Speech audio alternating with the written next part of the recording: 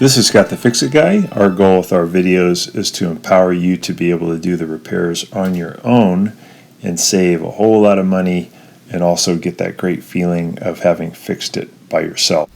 Today we have an easy one. This is a vent hood where all of a sudden both lights won't turn on. The fan turns on, it does great, but the little lights won't. So I'm going to twist off this one cap here and then I'm going to pull the halogen light straight out and replace it with a new halogen bulb just to make sure it isn't the bulb. Usually when both lights go out at the same time though, it's something else.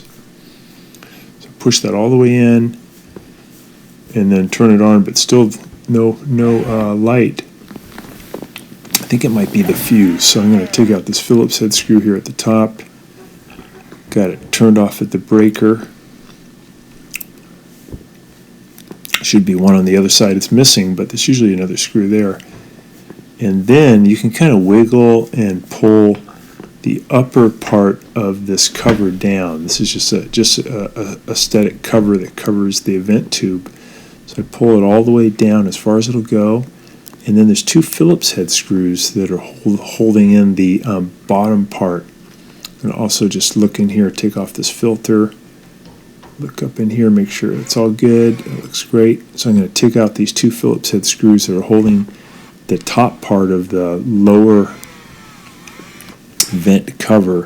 And that's going to allow me to now, once I get both screws out, I can kind of wiggle and lift up and pull both of these away from the vent hood, and that's going to let me get to the electronics section.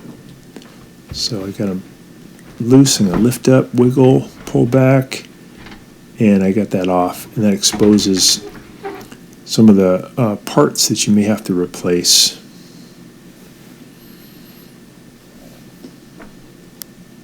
So go ahead and take a look at a couple of parts here. When we pull this out, you notice there's a little capacitor in there. Make sure you don't touch those connectors because it has a lot of voltage, but that's the capacitor for the motor. And this is just the plug cover. That's where the power comes into the range hood. And then this one down here is where the fuse hides. Just two Phillips head screws holding it. The thing off to my left is the ballast that converts power for the bulbs, but it's very unusual that the ballast would go out. So check the fuse first. So I have to remove a little screw down here. I pull that off, and there's a fuse holder. There's a little teeny tiny 4 amp fuse hiding in there. And we're going to check it with a multitester to see if it might be blown. So go ahead and unplug it, and I'm going to take off this little screw cap at the top by going lefty-loosey. And then I can pull out the little baby fuse, really tiny. And I'm going to check it with a multitester. You can even look at it sometimes and see, though, if it's blown. You'll see there's a little filament in there that is broken. But when I test it with my multitester, I don't get any continuity showing. So the electrons are not able to flow through this thing anymore, and that's why the lights aren't working. So the fan does work, but the lights don't. And this is a really cheap part. It's going to cost you less than $5 to get a couple of these. I got these at Ace Hardware. They're 4 amp. And these are, I believe they call them slow burning or slow to blow. These are 250 volt. So go ahead and 4 amp, 5 millimeters. Put the 20 millimeters. Fuse back in, which is really easy to do. We're just going to put it into that little holder Here. and then put the cap back on and then just screw it tight, righty-tighty. And that's now going to let power go to the lights. Test it out. I wish they made this fuse a little bit more accessible. It's pretty hard to get to. So I'm plugging it back in. And we got nice lights again, nice and bright. So I'm going to put the cover back on, slide it into position, let it drop down a little bit into the lower part of the vent hood, and then I'll go ahead and secure those two Phillips head screws again that are holding it against. In this case, I think it's probably just sheetrock, but ideally it's going into some wood behind the sheetrock.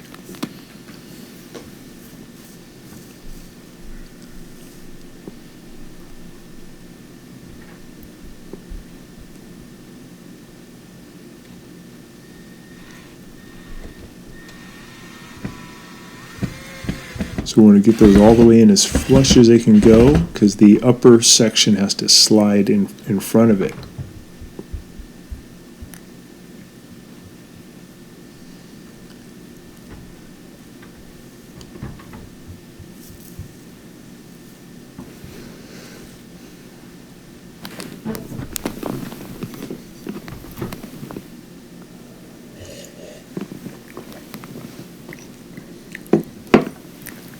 I think if I was the engineer, I would have made that fuse accessible once you take out the filter. Put a little compartment right there instead of having to do all this disassembly. Kind of silly.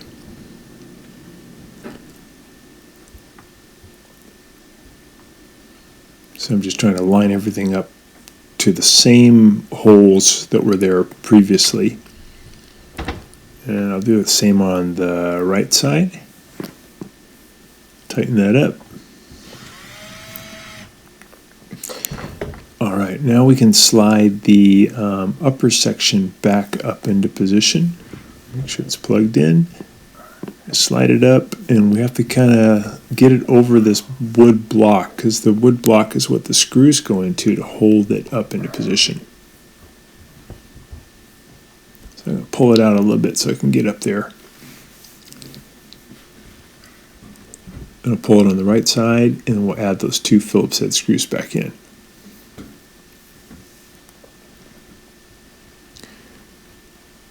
If you didn't have all this disassembly, this would literally take you, if you could just take off the filter and do this, it'd take you like 4 minutes, but with all this, you're probably going to be out about half an hour. I'm just going to put that filter back in. I was just checking what's up in there. There was a housing. I'm going to put this housing back on by lifting it up in there and then twisting to the right.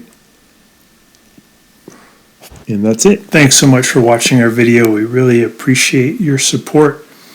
And when you get a chance, please press the subscribe button below so you can be subscribed, and also the notification bell so we can send you more videos about appliance repair. Please also give us a thumbs up if you enjoyed the video. If you really liked the video and it really helped you, please press this new applaud button and you can show your support and also get a nice clapping hands for your video. Thanks again.